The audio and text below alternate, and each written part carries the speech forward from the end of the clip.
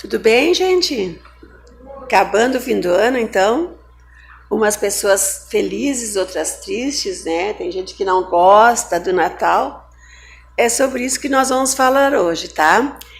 E para isso, então, nós vamos começar fazendo a nossa prece, porque nas épocas de Natal, nossos espíritos amigos, os anjos de luz, espíritos queridos, companheiros nossos, eles frequentam a Terra um tempo, para estar conosco, para nos ajudar a perdoar-nos uns aos outros, para que nós possamos receber amor e também darmos amor, sermos mais fraternos, mais amorosos, mais companheiros uns dos outros, e aqueles irmãos, aquelas pessoas que estão intrigadas, fazerem as pazes. Então é tudo isso que esses espíritos maravilhosos que estão agora na Terra e que ficam o período todo, né, que antecede ao Natal e logo em seguida, para que nós possamos ser melhores uns aos outros e fazermos a caridade, ajudarmos as outras pessoas que estão sofrendo sem o nosso entendimento. Então, para isso, nós vamos começar fechando os nossos olhos. Nós vamos aproveitar os instantes em que estamos nessa casa do caminho, essa casa de amor, essa casa que nos acolhe, que nos acolheu durante todo esse ano que se passou. Nossos guias protetores amorosos que estiveram conosco, somos todos gratidão. Gratidão a Jesus, nosso irmão amoroso, que veio nos ensinar como chegar a Deus. Nos mostrou o caminho, a verdade, e disse que sem isso nós não conseguiríamos chegar ao reino de Deus, porque Ele é o caminho e a verdade. Então Jesus não está naquela cruz, está aí pertinho de nós, os nossos corações. Por isso que neste momento nós agradecemos os ensinamentos, a vinda dele para nos mostrar como é, às vezes, sofrer uma dor, mas não se desesperar. Nós temos muito a agradecer aos nossos protetores espirituais, aos guias amorosos, a Jesus, nossa imensa gratidão, e a Deus, então, nosso Pai de amor e bondade que nos acolhe. Agradecidos e confiantes, nós vamos, então, abrir a nossa palestrinha, a nossa conversa, o nosso papo, lembrando que com Deus e com Jesus tudo é mais fácil. Que assim seja. Então hoje nós vamos falar dessa coisa maravilhosa. Até peguei esse livro que é o Boa Nova. Gente, é maravilhoso. É de chorar esse livro que fala toda sobre a vida de Jesus, como ele veio, como é que ele começou e como ele terminou. Mas eu tenho um livro meu já todo errado e hoje já me comprei um novo. Então é uma sugestão para vocês que é o Boa Nova do Chico Xavier, tá?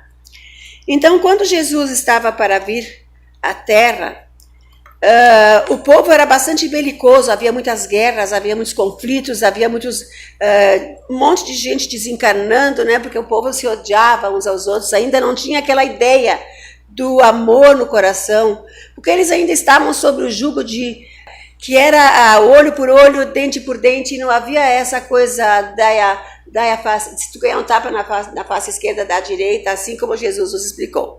Porque Jesus era todo amor e bondade. E Moisés era então que veio primeiro e que pegou o povo bem mais ignorante, sem entendimento.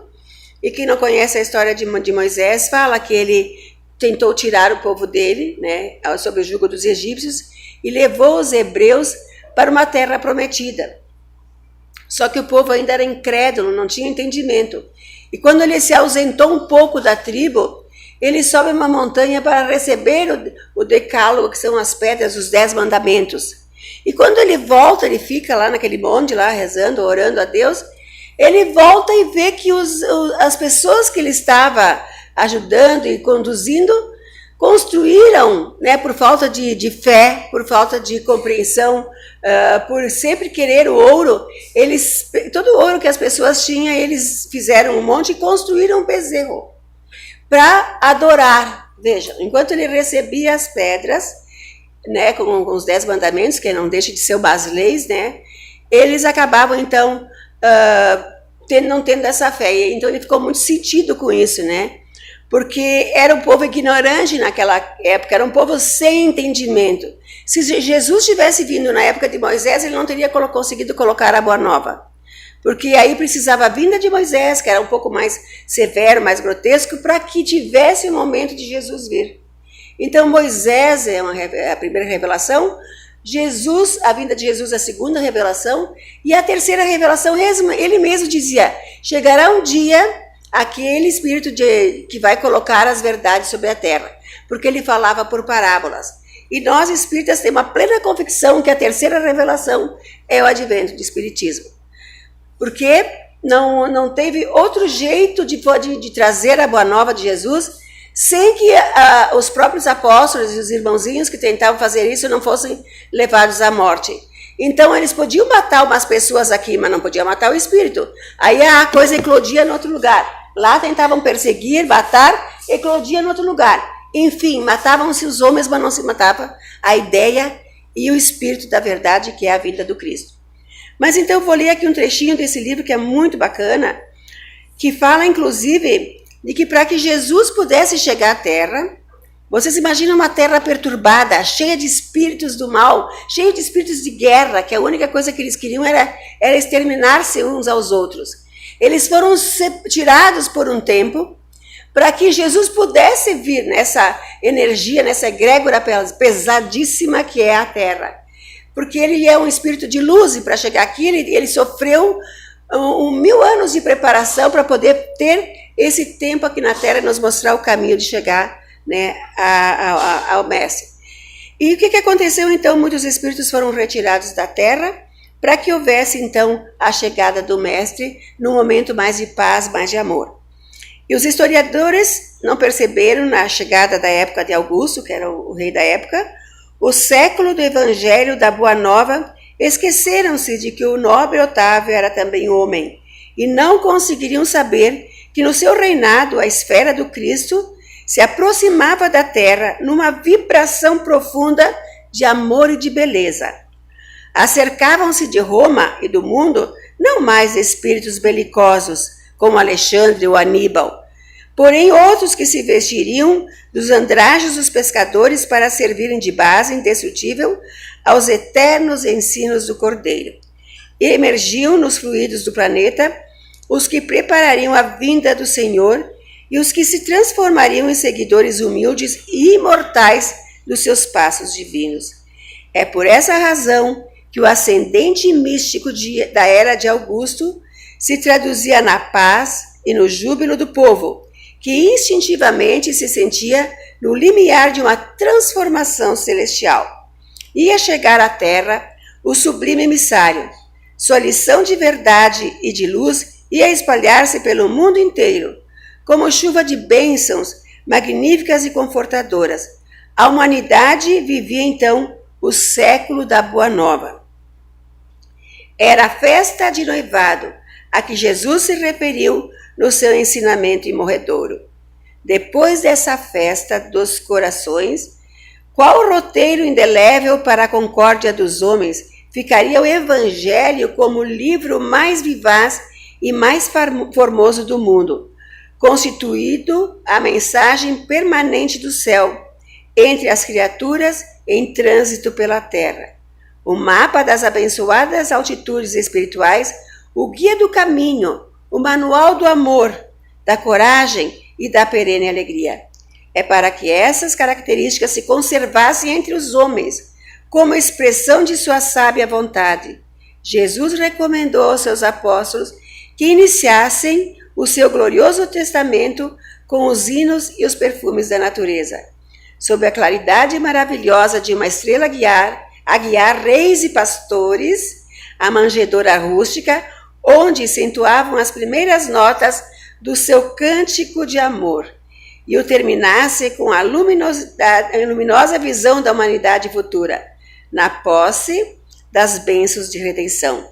E por esse motivo que o Evangelho de Jesus, sendo o livro do amor e da alegria, começa com a descrição da gloriosa noite de Natal e termina com a profunda visão de Jerusalém libertada, entrevista por João nas suas divinas profecias do Apocalipse.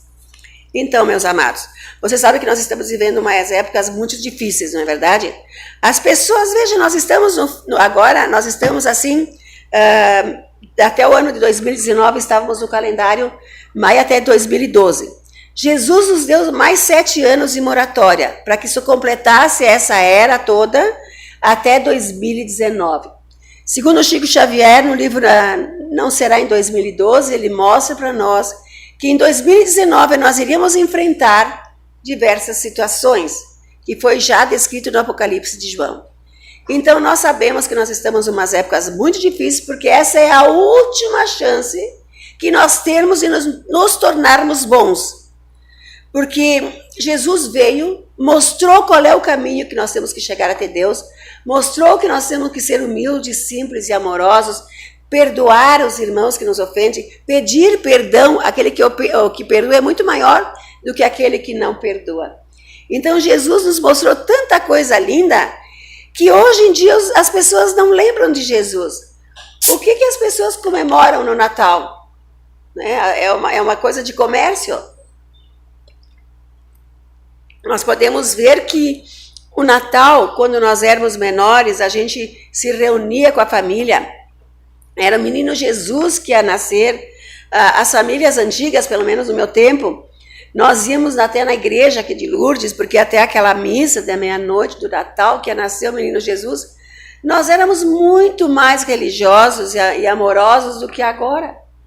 Os nossos pais nos ensinavam aquele Jesus maravilhoso que ia chegar, que ele ia nos dar uma diretriz para que a gente não se perdesse naquele caminho.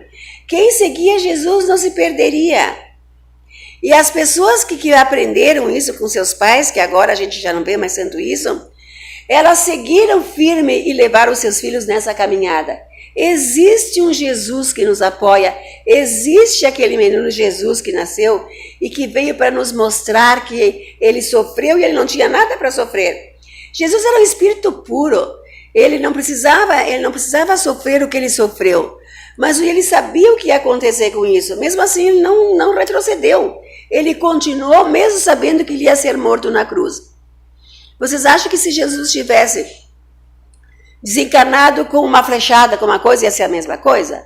Não, nós não teríamos mais essa lembrança, porque seria uma coisa mais tranquila. Ele tinha que passar por todos esses percalços para que nós gravássemos na nossa mente e no nosso coração que Jesus mostrou a nós que mesmo ele não tendo karmas passados para resgatar, o Espírito puro, ele veio nos mostrar que é em sacrifício que muitas vezes a gente conquista aquilo que nos vai elevar.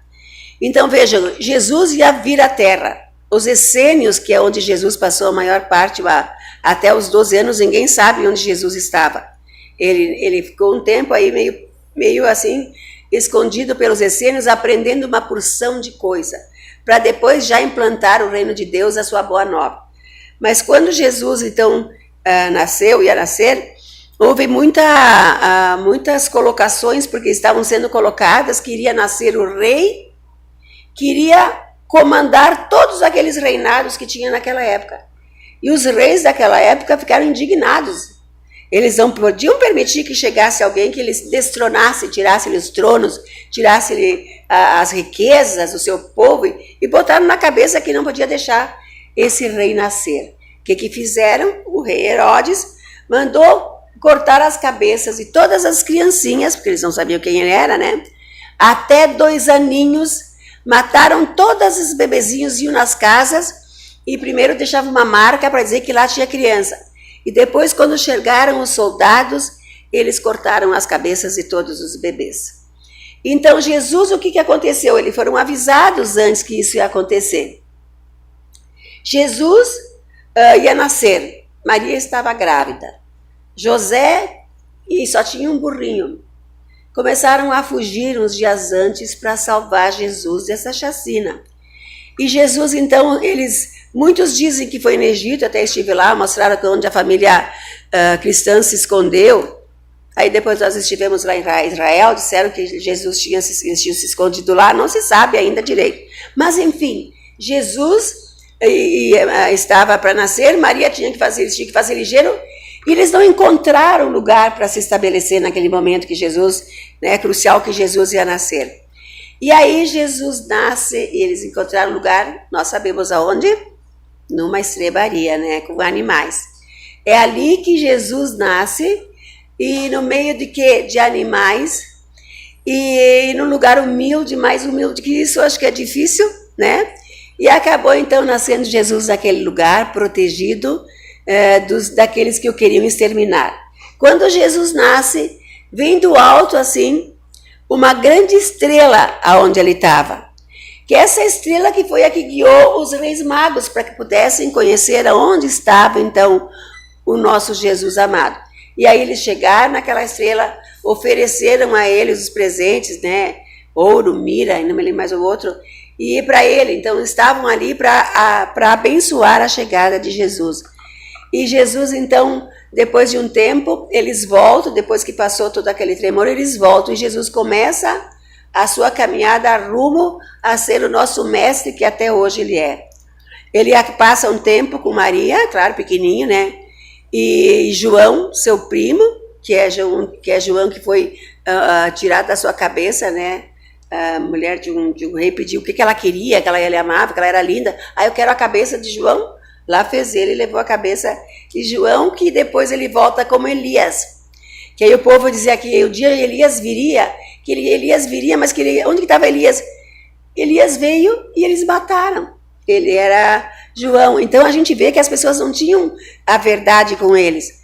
Mas Jesus não, Jesus foi então diferente. Ele começou a pregar desde novinho, começou a fazer os milagres, que na verdade os milagres de Jesus não deixam de ser mediunidade avançada que nós não conhecemos. Jesus fez horrores de coisas boas que as pessoas diziam milagres, mas são efeitos de mediunidade. Tanto que para uns ele colocava a mão na cabeça, a pessoa tinha fé, paralíticos andavam, cegos enxergavam. Então não eram milagres, porque o milagre é uma coisa também científica. Era assim a força da mediunidade, a fé daquelas pessoas que se uniam e produziam efeitos maravilhosos que até hoje acontecem, mas as pessoas não acreditam. Então veja que coisa linda, Jesus curou muita gente. Aonde que Jesus pregava? Ele pregava nas montanhas, ele não tinha um templo, ele não tinha uma casa como nós temos aqui. E eles conheceram Jesus e amaram Jesus, e muitas pessoas se converteram. E o Natal é importante para os espíritas, porque as outras religiões, elas confundem a reencarnação, né, com a ressurreição. O que acontece? Quando Jesus veio, ele não tinha um passado que nem nós que somos pecadores de outras vidas, nós temos que ter 1, 2, 3, 4 vidas para que a gente possa resgatar os nossos erros cometidos em vidas passadas. Jesus era um espírito de luz, era um dos filhos de Deus mais de alto nível que foi mandado à terra. Ele não tinha nada para resgatar, nada para expiar, nada para pagar. Então Jesus, a única missão que ele fez é vir nos ajudar, porque muitos de nós somos remanescentes dos exilados de capela, nós ainda trazemos várias coisas para pôr em dia ainda. E Jesus, ele tinha esse propósito de ajudar a terra, e para que as pessoas não se desviassem do caminho novamente, ele se resolveu imolar, se sacrificar para que a gente pudesse compreender a grandiosidade da sua ação.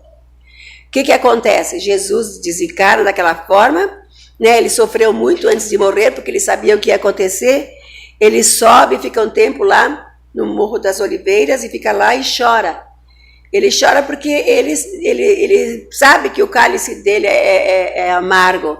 Ele podia ter escapado, ter renunciado, mas ele quis levar até o fim para mostrar para nós que as nossas micuinhas que nós temos no nosso dia a dia não são nada perto de tudo que se passava no passado. Eram cruéis, matavam mesmo. Então ele sofreu quieto, e quando ele estava lá na cruz, ele dizia: Pai, perdoa-os, porque eles não sabem o que fazem. Então aquele povo de Jesus mesmo preferiu soltar Barrabás do que soltar Jesus, que era uma alma maravilhosa que os tinha ajudado até então. Todas as coisas boas que ele fez, as pessoas não levaram em conta.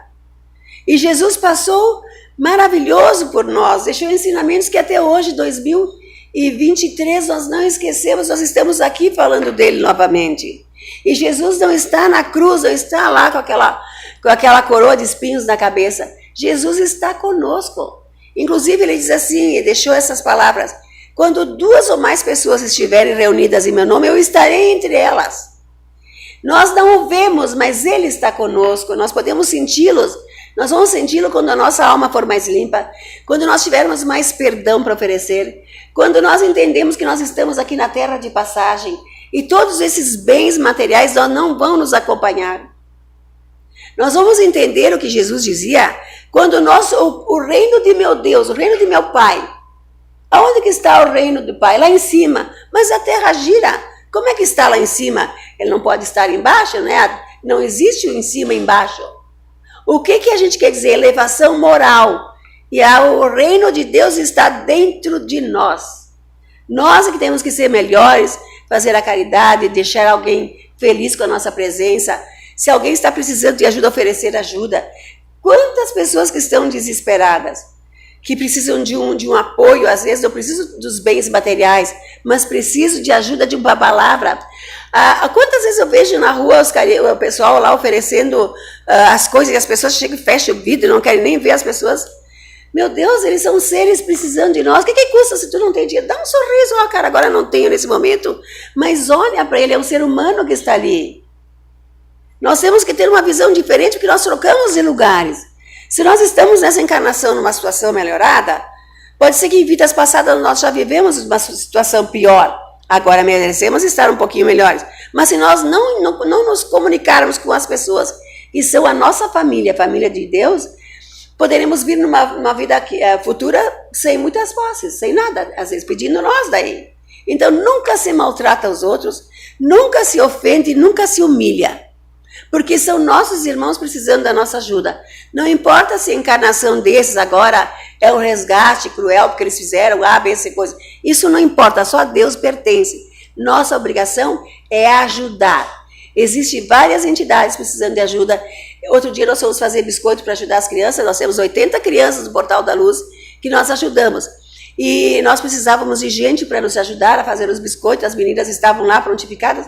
Gente, vieram umas 2, 3.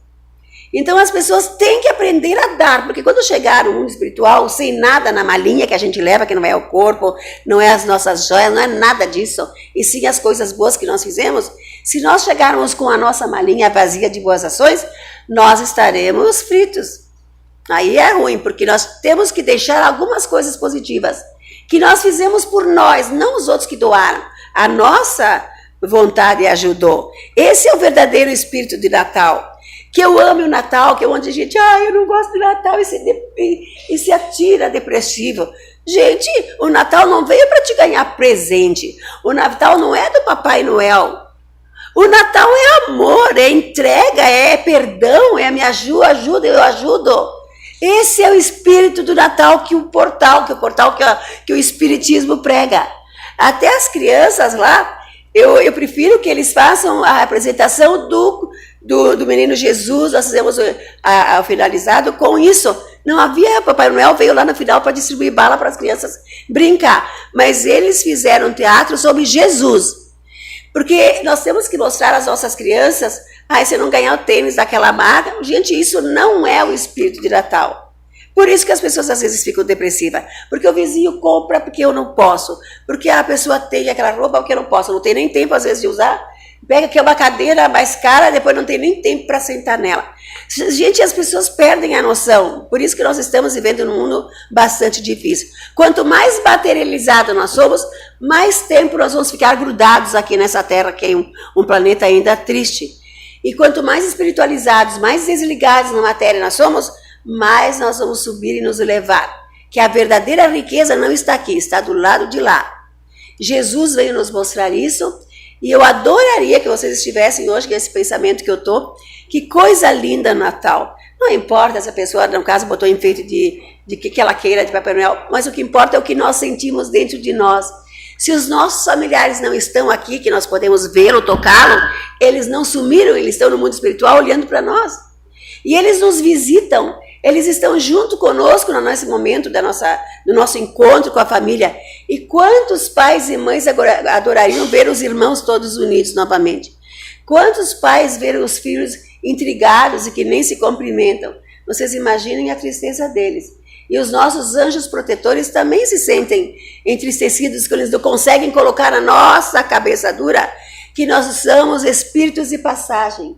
E que nós temos uma festa no mundo espiritual das pessoas que gostam de nós. e eles vêm nos abraçar com certeza. Então, ao invés de chorar no Natal, vamos ajudar a quem precisa, que esse bem que nós fizemos, sem pedir nada em troca, é um bem que faz que a gente ri sem saber do que nós estamos rindo. É puro amor e felicidade.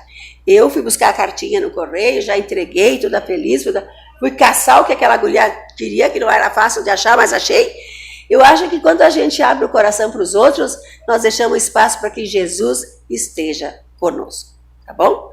Então eu vou encerrar agora, muita paz e muita luz, Feliz Natal para todos. Sorriam, abracem, sejam felizes quando vocês estão no armazém.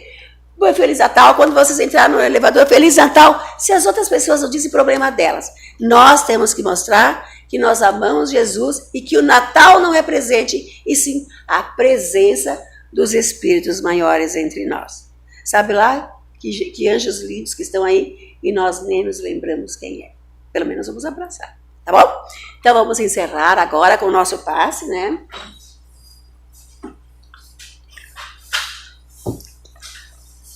Então hoje nós vamos convidar os nossos guias, protetores amorosos, nossos irmãos maiores, até aqueles nossos familiares queridos que estão presentes nesses momentos, para nos abraçar, todos na presença do nosso irmão amado Jesus.